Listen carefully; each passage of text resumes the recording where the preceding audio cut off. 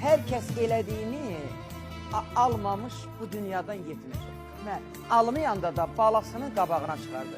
Hamı da bilsin ki 6-cı sinif kitabında Azərbaycan dilində bir südlü sıyıq var. Bir şagird çox kasıbdır, corab toxuyur, balası satır.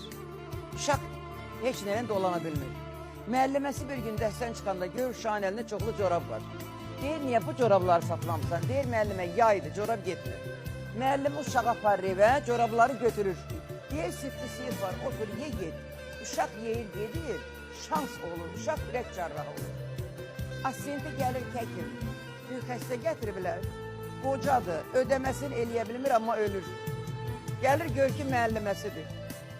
Deyir ki, əməliyyat stolunu hazırlayın, xalatımı gətirin. Asiyentə deyir ki, axı ödəməsini eləyə bilməyib. Deyir, neçə il bundan qabaq südlü sıyıqla ödəməsini eləyir.